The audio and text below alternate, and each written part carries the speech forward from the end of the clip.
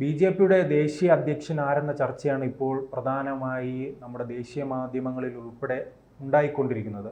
അതിൽ ഇപ്പോൾ ഏറ്റവും അവസാനം ഉയർന്നു വരുന്നത് വനിതകളുടെ പേരാണ്. അങ്ങനെ ഒരു നിർണായക തീരുമാനത്തിലേക്ക് ബി.ജെ.പി എത്തുമോ? വളരെ സാധ്യത കൂടുതലാണ്. ഒരു വനിതാ ദേശീയ അധ്യക്ഷ, പൊതുവേ ബി.ജെ.പി ഇപ്പോൾ നമുക്കറിയാമല്ലോ, രാഷ്ട്രപതിയായിട്ട് നിയോഗിച്ചത് ഒരു വനിതയാണ്. അതും പട്ടികവർഗ വിഭാഗത്തിൽ നിന്നുള്ള ഒരു വനിതയാണ് ബി.ജെ.പി നിയോഗിച്ചത്, ദ്രൗപദി മുർമു. അതുപോലെ ഡൽഹി മുഖ്യമന്ത്രിയായിട്ടും ലോകത്തിലെ ഏറ്റവും വലിയ പാർട്ടിയാണ് ബി.ജെ.പി. ഇപ്പോൾ തന്നെ 14 കോടിയിലധികം അംഗങ്ങൾ അതിൽ ചേർന്ന് കഴിഞ്ഞു. ഇവിടെ 1 കോടിയിൽ താഴെ അംഗങ്ങളുള്ള CPM പോലും വനിതകളെ ഉയർത്തിക്കൊണ്ടാൻ ശ്രമിക്കുന്നില്ല. അങ്ങനെ ഒരു ഘട്ടത്തിൽ ഒരു വനിതാ CPM-ന് 5 ലക്ഷം മെമ്പർമാർ മാത്രമേ ഉള്ളൂ. അല്ല, നമ്മളെ ഈ CPM-ഉം ബി.ജെ.പിയും തമ്മിൽ കമ്പയറബിൾ അല്ല, താരതമ്യം ചെയ്യാൻ പറ്റത്തില്ല. CPM എന്ന് പറയുന്നത് സകല മൂരാച്ചിത്തരങ്ങളുടെയും അന്ധവിശ്വാസങ്ങളുടെയും ഒക്കെ ഒരു കൂടാരമാണ്. ഞാൻ അതിലേക്ക് ഇപ്പോൾ കടക്കുന്നില്ല. പക്ഷേ ബി.ജെ.പിയെ സംബന്ധിച്ച് നമുക്കറിയാം, ബി.ജെ.പി ഇപ്പോൾ ഡൽഹിയിൽ തെരഞ്ഞെടുപ്പ് നടന്നു. അവിടെ ഒരു വനിതാ മുഖ്യമന്ത്രിയാണ് നിയോഗിച്ചത്. ഡൽഹിയിൽ പൊതുവെ വനിതകൾ കെജ്രിവാളിനെ പരാജയപ്പെടുത്തിയ ഒരു നേതാവ് ഉണ്ടായിരുന്നിട്ട് പോലും അല്ലേ വനിതയാണ് നിയോഗിച്ചത്. ഡൽഹിയിൽ പൊതുവെ വനിതകൾക്ക് ഒരു രാശിയുണ്ട്. ഷീലാ ദീക്ഷിത് കോൺഗ്രസിൻ്റെ മുഖ്യമന്ത്രിയായിട്ട് 3 ടേം അടുപ്പിച്ചിരുന്നു. അതിനു മുമ്പ് ബി.ജെ.പിയുടെ മുഖ്യമന്ത്രിയായിട്ട് സുഷമ സ്വരാജ് നല്ല പെർഫോമൻസ് കാഴ്ചവെച്ചതാണ്. അപ്പോൾ അതൊക്കെ അവസാന ഘട്ടം AAP മുഖ്യമന്ത്രിയും അതീഷി മെർലിന, അവർ ഒരു വനിതയായിരുന്നു. അവിടെ ഒരു വനിതാ മുഖ്യമന്ത്രിക്ക് എല്ലാ കാലത്തും ഡൽഹിയിൽ ഒരു സ്കോപ്പുണ്ട്. പക്ഷേ അതൊന്നുമല്ല ബി.ജെ.പിയെ സംബന്ധിച്ച് ഇപ്പോൾ ഈ വനിതാ സംവരണം, അതുപോലെ തന്നെ വനിതാ സംവരണം 50% വനിതകൾക്ക് നീക്കി വെക്കണം എന്നുള്ള ആ ഒരു നിലപാട് ബി.ജെ.പിക്ക് വളരെ പണ്ടേ ഉണ്ട്. അതുകൊണ്ട് തന്നെ ബി.ജെ.പി എപ്പോഴും ഒരു മാതൃക കാണിക്കും. നമുക്കറിയാം, പണ്ട് വാജ്പേയി സർക്കാർ ഭരിച്ചുകൊണ്ടിരുന്നപ്പോൾ അന്ന് ഡോക്ടർ APJ അബ്ദുൽ കലാം, അദ്ദേഹത്തെ പ്രസിഡൻ്റാക്കാൻ, രാഷ്ട്രപതിയാക്കാൻ ബി.ജെ.പിക്ക് എല്ലാവരും ഞെട്ടിച്ചു കളഞ്ഞു. അന്ന് കോൺഗ്രസുമായിട്ട് സമവായത്തിലൊക്കെ എത്തി ഡോക്ടർ PC അലക്സാണ്ടറിനെ രാഷ്ട്രപതി സ്ഥാനത്തേക്ക് അദ്ദേഹത്തിൻ്റെ പേര് ഉയർത്തിക്കൊണ്ടുവന്നതാണ്. പക്ഷെ അന്ന് ഈ സോണിയയ്ക്ക് അത് എന്തോ അതിനകത്ത് ചില രസക്കേടുകൾ ഉണ്ടായിരുന്നതുകൊണ്ട് അവരതിന് പാലം വലിച്ചു. വളരെ പെട്ടെന്ന് തന്നെ വാജ്പേയി സർക്കാർ APJ അബ്ദുൽ കലാമിൻ്റെ പേര് മുന്നോട്ട് വെച്ചു. കോൺഗ്രസ് വെട്ടിലായി. കോൺഗ്രസ്സിന് അത് നിഷേധിക്കാൻ പറ്റാത്തതായിപ്പോയി. കാരണം ആദ്യം ഇങ്ങനെ ഒരു മുസ്ലിം, അതുപോലെ ഈ ഇന്ത്യയുടെ മിസൈൽ മാൻ എന്നൊക്കെ അറിയപ്പെടുന്ന ആണവ പരീക്ഷണങ്ങളുടെ നട്ടല്ലായ ഡോക്ടർ അബ്ദുൽ കലാമിൻ്റെ പേര് മുന്നോട്ട് വെക്കുമ്പോൾ അതിന് തടസ്സം പറഞ്ഞാൽ അത് കോൺഗ്രസിൻ്റെ ഇമേജിനെ ബാധിക്കും എന്ന് അവർക്ക് മനസ്സിലായി. അങ്ങനെ അവസാനം കോൺഗ്രസ് അതിന് വഴിപ്പെടുകയായിരുന്നു. അങ്ങനെ ബി.ജെ.പി എല്ലാ കാലവും ഈ എതിരാളികളെ ഞെട്ടിച്ച ഒരു ചരിത്രം ബി.ജെ.പിക്കുണ്ട്. നിരവധി ഉദാഹരണങ്ങൾ നമുക്കതിന് പറയാനുണ്ട്. ഇവിടെ ഇപ്പോൾ ബി.ജെ.പിയുടെ ദേശീയ അധ്യക്ഷ പദവിയിലേക്ക് ഞാൻ മനസ്സിലാക്കുന്നത് ശരിയാണെങ്കിൽ നിർമ്മല സീതാരാമൻ, വാനിധി ശ്രീനിവാസൻ, അതുപോലെ തന്നെ മൂന്നാമത് നമ്മുടെ പുരന്ദേശ്വരി ആന്ധ്രയിലെ പഴയ മുഖ്യമന്ത്രിയായിരുന്ന NT രാമറാവുവിൻ്റെ മകളാണ്.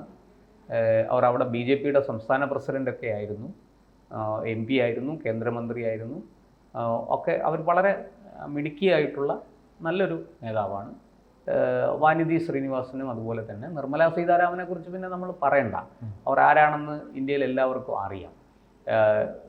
പിന്നെ ഇന്ത്യയുടെ പ്രതിരോധ മന്ത്രിയായിരുന്നു, പിന്നീട് നമ്മുടെ ധനമന്ത്രിയായിട്ട് വളരെ മികച്ച പ്രകടനം കാഴ്ചവെക്കുന്ന ഒരു ധനമന്ത്രിയായി അവരങ്ങനെ ശോഭിക്കുകയാണ്. അപ്പോൾ ആ സ്ഥാനത്തു നിന്നാണ് അവരെ ഇതിലേക്ക് കൊണ്ടുവരുന്നതെങ്കിൽ അതൊരു വലിയ മാറ്റം തന്നെയാണ്. മാത്രമല്ല, ഇന്ന് ഇപ്പോൾ നമ്മുടെ പ്രതിപക്ഷ പാർട്ടികളിൽ എനിക്ക് തോന്നുന്നു അങ്ങനെ ഒരു പാർട്ടിയെ നയിക്കുന്ന സ്ഥാനത്തിരിക്കുന്നത് മമത മാത്രമേ ഉള്ളൂ എന്നാണ് തോന്നുന്നത്. ബാക്കി എല്ലാ പാർട്ടികളിലും പുരുഷന്മാരാണ്. അപ്പോൾ ഒരു വ്യത്യസ്തമായൊരു ഇത് വരട്ടെ. സംഘടനാ പാഠവുമുള്ള ധാരാളം വനിതകൾ ബി.ജെ.പിയിലുണ്ട്. മികച്ച കഴിവുകളുള്ള, മികച്ച പ്രകടനം കാഴ്ചവെക്കുന്നവർ ബി.ജെ.പിയിലുണ്ട്. അതിലൊരാൾ വരട്ടെ എന്ന് ബി.ജെ.പി ഒരു നേതൃയോഗം അങ്ങനെ തീരുമാനിച്ചാൽ അതിൽ അത്ഭുതപ്പെടാനൊന്നുമില്ല. പിന്നെ മറ്റൊരു ഇത് ഞാൻ കേട്ടത്, നമ്മുടെ അണ്ണാമലൈ ഇപ്പോൾ തമിഴ്നാട്ടിൽ വലിയ കോളിളക്കമുണ്ടാക്കി വലിയ ജനപ്രീതി നേടിയ ഒരു നേതാവാണ് കുറഞ്ഞ കാലം കൊണ്ട്. അപ്പോൾ അദ്ദേഹത്തെ BJPയുടെ ഒരു ഉന്നത പദവിയിലേക്ക്, ആദ്യം ഞാൻ കേട്ടത് അദ്ദേഹത്തെ യുവമോർച്ചയുടെ ദേശീയ അധ്യക്ഷനാക്കാൻ സാധ്യതയുണ്ട് എന്നാണ് കേട്ടത്. പിന്നീട് അല്ല, അങ്ങനെയല്ല, BJPയുടെ തന്നെ ചിലപ്പോൾ ദേശീയ അധ്യക്ഷനായിട്ട് അദ്ദേഹത്തെ പരിഗണിച്ചേക്കും എന്നും കേട്ടു. അങ്ങനെ എപ്പോഴും വളരെ വ്യത്യസ്തമായ നിലപാടുകളും തീരുമാനങ്ങളും കൊണ്ട് രാഷ്ട്രീയ എതിരാളികളെ എല്ലാ കാലത്തും അത്ഭുതപ്പെടുത്തുന്ന, ആശ്ചര്യപ്പെടുത്തുന്ന ഒരു പാരമ്പര്യം BJPക്ക് ഉണ്ട്. അതുകൊണ്ട് ഈ വനിത വന്നാലും ഈ പറഞ്ഞതുപോലെ അണ്ണാമലൈ വന്നാലും ഒന്നും നമ്മൾ അത്ഭുതപ്പെടണ്ട. അത് സംഭവിക്കാൻ വളരെ സാധ്യതയുണ്ട്. പിന്നെ ഒരു ദക്ഷിണേന്ത്യയിൽ നിന്ന് ഒരാൾ ദേശീയ അധ്യക്ഷ പദവിയിലേക്ക്, എനിക്ക് തോന്നുന്നു വെങ്കയ്യ നായിഡു. അതോടൊപ്പം തന്നെ അതെ, ഇപ്പോൾ ഏറ്റവും കൂടുതൽ ഉയർന്നു കേൾക്കുന്നതും ദക്ഷിണേന്ത്യൻ നേതാക്കളുടെ പേരാണ്. ഈ പറഞ്ഞ എല്ലാവരും ദക്ഷിണേന്ത്യയിൽ നിന്നുള്ളവരാണ്. ആന്ധ്ര, തമിഴ്നാട്. വനിതാ നേതാക്കളെ നാം 3 പേരെ സൂചിപ്പിച്ചു. അണ്ണാമലൈ ആയാലും കിഷൻ റെഡ്ഡി ആയാലും അതോടൊപ്പം തന്നെ BL സന്തോഷ് ആയാലും അടക്കമുള്ള എല്ലാ നേതാക്കളും അതെ അതെ ദക്ഷിണേന്ത്യയുമായി ബന്ധപ്പെട്ട് അത് BJP ആഗ്രഹിക്കുന്നുണ്ടല്ലേ? അങ്ങനെ BJP അങ്ങനെ ആഗ്രഹിക്കുന്നുണ്ടെന്ന് വേണം പറയാൻ. കാരണം ഈ പറഞ്ഞതുപോലെ രാഷ്ട്രപതി, പ്രധാനമന്ത്രി, ഉപരാഷ്ട്രപതി, ഇങ്ങനെ ഈ സ്ഥാനങ്ങളിലെല്ലാം കൂടുതലും ഉത്തരേന്ത്യയിൽ നിന്നുള്ളവരാണ് ഇരിക്കുന്നത്. അപ്പോൾ ഒരു ദക്ഷിണേന്ത്യയിൽ നിന്നൊരാൾ കടന്നു വരിക എന്ന് പറയുന്നത് അവരെ സംബന്ധിച്ച് ഒരു ആവശ്യവും കൂടിയാണ്. ഈ പറയുന്ന പ്രാദേശികമായൊരു സന്തുലനം BJPക്ക് ഉണ്ട് എന്ന് എതിരാളികളുടെ ആക്ഷേപത്തെ മറികടക്കുകയും വേണം. അപ്പോൾ അങ്ങനൊരു നിലപാട് BJPക്ക് ഉണ്ട് എന്ന് പറഞ്ഞാൽ അത് തെറ്റില്ല. പിന്നെ BJP എപ്പോഴും മെറിറ്റാണ് നോക്കുന്നത്. ഈ പ്രാദേശികവും ഭാഷാപരവും ഒക്കെ ആയ ഇത് രണ്ടാമതാണ് പരിഗണിക്കുന്നത്. ആദ്യത്തെ പരിഗണന മെറിറ്റാണ്. നിങ്ങൾക്ക് നന്നായിട്ട് പെർഫോം ചെയ്യാൻ കഴിയുമോ, നിങ്ങൾ കഴിവുള്ളയാളാണ് എങ്കിൽ നിങ്ങൾക്ക് സ്വാഗതം. അത് നമ്മൾ അണ്ണാമലയുടെ കാര്യത്തിൽ കണ്ടതാണ്.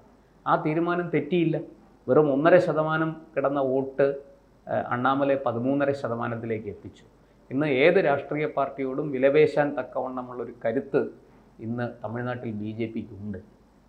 BJP ഒരു നല്ല പ്രതിപക്ഷമായിട്ട് അവിടെ ഒരുപക്ഷെ ADMKയും വിജയൻ്റെ പാർട്ടിയെയും കാളും ഏറ്റവും മികച്ച ഒരു പോരാട്ട സംഘടനയായി, ഒരു പ്രക്ഷോഭത്തിൻ്റെ സംഘടനയായി, പാർട്ടിയായി BJP തമിഴ്നാട്ടിൽ മാറിയിട്ടുണ്ട്.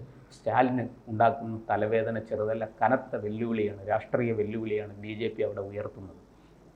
അണ്ണാമലൈ എന്ന നേതാവിൻ്റെ മിടുക്കാണ്. അതിന് നമ്മൾ അണ്ണാമലയോട് BJP നേതൃത്വം നന്ദി പറയേണ്ടിയിരിക്കുന്നു എന്നുള്ളതാണ്. ഇവിടെ ഇപ്പോൾ അതുപോലെ തന്നെ ഡൽഹിയിലും BJPക്ക് വളരെ കൃത്യമായിട്ട് BJP ഇപ്പോൾ ഇതാ ബീഹാർ ഇലക്ഷൻ വരികയാണ്. അത് കഴിഞ്ഞാൽ കേരള, തമിഴ്നാട്, ബംഗാൾ ഇലക്ഷനുകൾ വരും. അതിനുശേഷം പിന്നെ ഗുജറാത്ത് ഇലക്ഷൻ വരുന്നു അടുത്ത വർഷം. അപ്പോൾ ഇങ്ങനെയൊക്കെയുള്ള അടുത്ത വർഷം. അപ്പോൾ ഇങ്ങനെയൊക്കെയുള്ളൊരു സാഹചര്യം നിലനിൽക്കുന്നത് കൊണ്ട് BJPയെ സംബന്ധിച്ച് ഒരു മികച്ച ദേശീയ അധ്യക്ഷനെ BJPക്ക് കൊണ്ടുവരേണ്ടതുണ്ട്. ഈ പറയുന്നത് പോലെ എല്ലായിടത്തും എത്തുക, എല്ലാവരെയും ഒരുമിപ്പിച്ച് കൊണ്ടുപോവുക. ഇത്രയും വലിയൊരു പാർട്ടിയാണ്, ഇന്ന് ലോകത്തിലെ ഏറ്റവും വലിയ പാർട്ടിയാണ് BJP. ജനാധിപത്യ സംവിധാനത്തിൽ സമ്പൂർണ്ണമായിട്ടും ജനാധിപത്യ സംവിധാനം നിലനിൽക്കുന്ന ഒരു രാജ്യത്തെ ഏറ്റവും വലിയ രാഷ്ട്രീയ കക്ഷിയായി BJP മാറിയിരിക്കുകയാണ്. അതുകൊണ്ട് തന്നെ BJPയെ സംബന്ധിച്ച് ഒരു മികച്ച ദേശീയ അധ്യക്ഷനെ അല്ലെങ്കിൽ അധ്യക്ഷയെ കൊണ്ടുവരേണ്ട ഒരു ആവശ്യകത BJPക്കുണ്ട്. അതുകൊണ്ട് തന്നെ BJP ഇക്കാര്യത്തിൽ എല്ലാവരെയും ഞെട്ടിക്കുന്ന, ആശ്ചര്യപ്പെടുത്തുന്ന, അത്ഭുതപ്പെടുത്തുന്ന ഒരു തീരുമാനം BJP നേതൃത്വം കൈക്കൊള്ളും എന്നാണ് ഞാൻ അറിയുന്നത്. ഇതിന് സർവാത്മന RSSൻ്റെ പിന്തുണയും സഹകരണവും ഉണ്ടാകും എന്ന് തന്നെയാണ് ലഭിക്കുന്ന സൂചനകൾ. കൂടുതൽ വാർത്തകളും വിശേഷങ്ങളും നിങ്ങളിലേക്ക് എത്താൻ ABC മലയാളം സബ്സ്ക്രൈബ് ചെയ്യുക, ബെൽ ബട്ടണും അമർത്തുക.